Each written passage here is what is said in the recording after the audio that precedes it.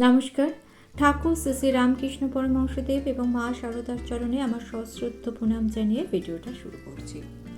আপনার চারপাশে ঘিরে থাকা মানুষ, যাদের আপনি ভরসা করছেন, বিশ্বাস করছেন, যাদের আপনি পাশে থাকছেন তাদের বিপদের সময়, তাদের মধ্যে মিলেমিশে আছে কিছু বিষাক্ত মানুষ। ঠান্ডা রক্তের সরীসৃপদের চিনে ফেলা অনেকটাই সহজ এবং তাদের থেকে সাবধানে থাকাও কিন্তু সহজ, কিন্তু ঠান্ডা রক্তের বিষাক্ত মানুষ চেনা কিন্তু অতটা সহজ নয়।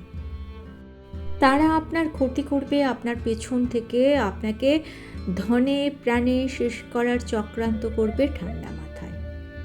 আপনার সমস্ত কিছু ভালোকে বিষাক্ত করে তুলতে তাদের চুরি নেই। তাই এই বিষাক্ত মানুষদের থেকে সবসময় সাবধানে থাকতে হবে। কিন্তু কিভাবে?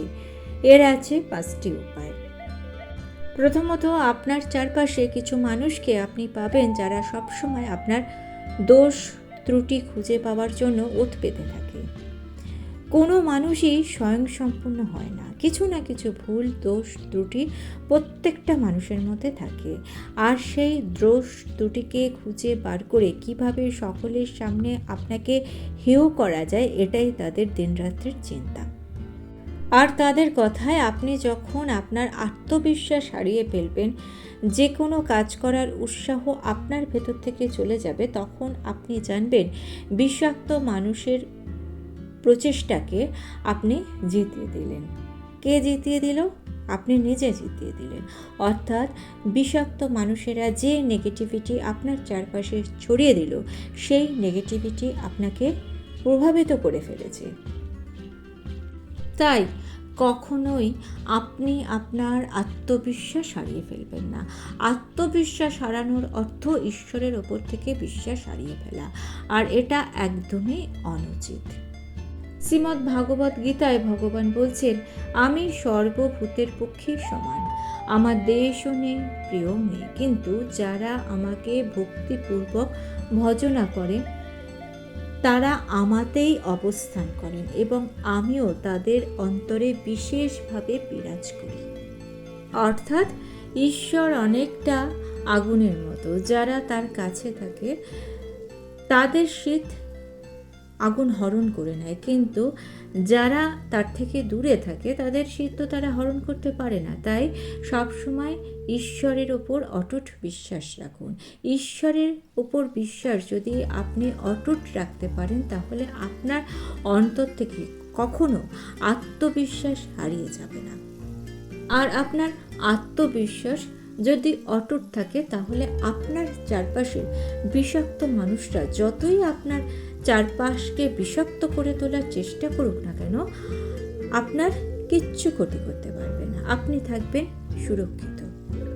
দ্বিতীয়ত, আপনি লক্ষ্য করবেন আপনার চারপাশে কিছু মানুষ থাকবে যারা কারণে অকারণে আপনার প্রশংসা করবে। প্রশংসা করার মতো কোনো কাজ করলে প্রশংসা করুক, কিন্তু প্রশংসা করার মতো কাজ না থাকলেও যখন প্রশংসা করছে, এর মধ্যে দিয়ে আপনি বুঝতে পারবেন তারা আপনার অহংকারকে বাড়িয়ে তোলার চেষ্টা করে। আর অহংকার সবসময় পতনের মূল। আপনার মনে অহংকার যত বেশি জাগ্রত হবে, ততই আপনার পতন শীঘ্র হবে। এই ধরনের বিষাক্ত মানুষেরা অত্যন্ত ধূর্ত, তাই যে কোনো কারোর প্রশংসায় আপনি আপ্লুত হয়ে যাবেন না। প্রশংসা করার মতো যোগ্যতা যদি আপনার থাকে, তবেই তাদের প্রশংসা আপনি গ্রহণ করুন।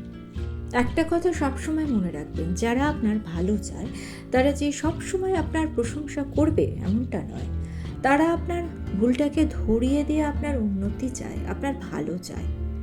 আর সেই জন্যই প্রশংসা শোনার ক্ষেত্রেও আপনাকে সাবধান হতে হবে।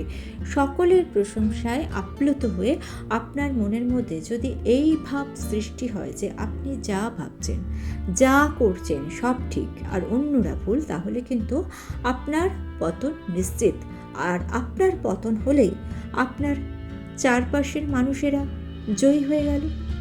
ঠাকুর শ্রী শ্রী রামকৃষ্ণ পরমহংসদেব বলছেন, তার সৃষ্টিতে সবই হতে পারে, বিশ্বাস থাকলেই হলো।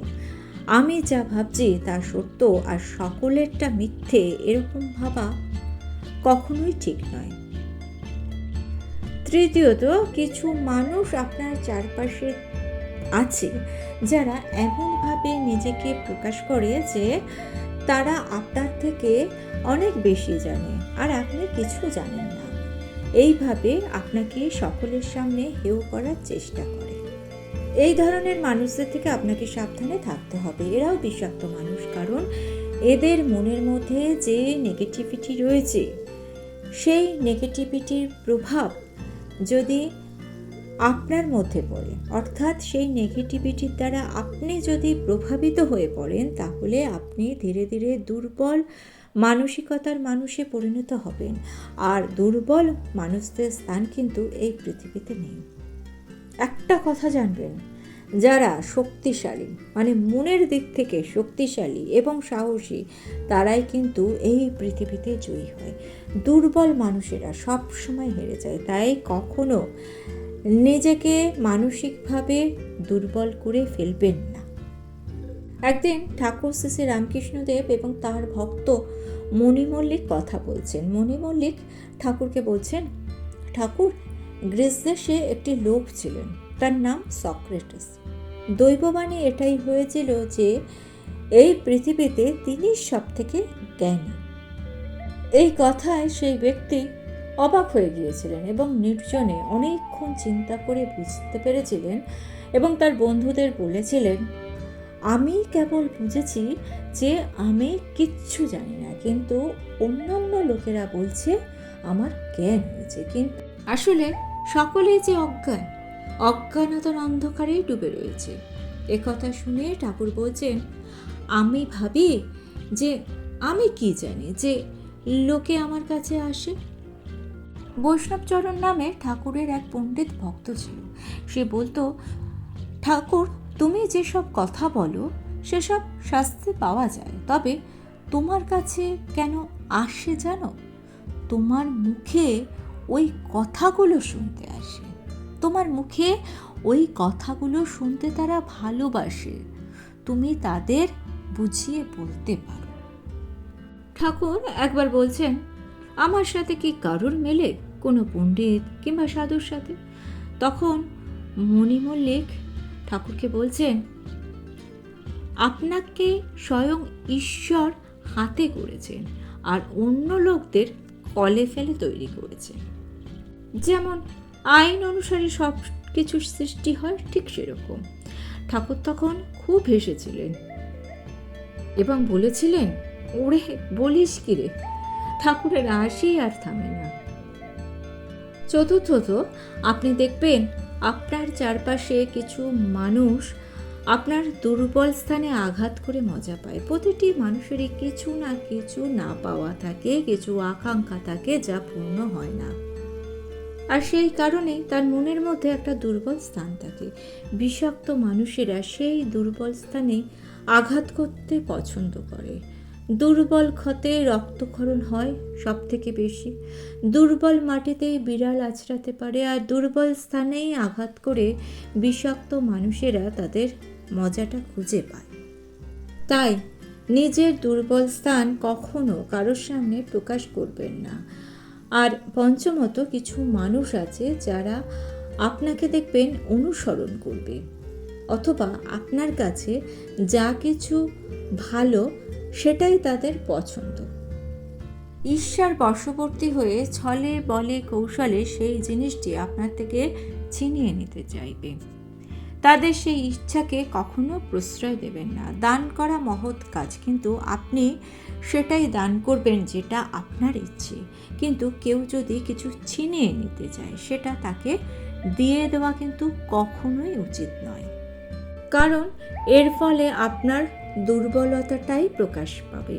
সে মনে করবে আপনি তাকে ভয় পেয়েছেন, আর সেই জন্যই তাকে ওই জিনিসটি দিয়ে দিয়েছেন।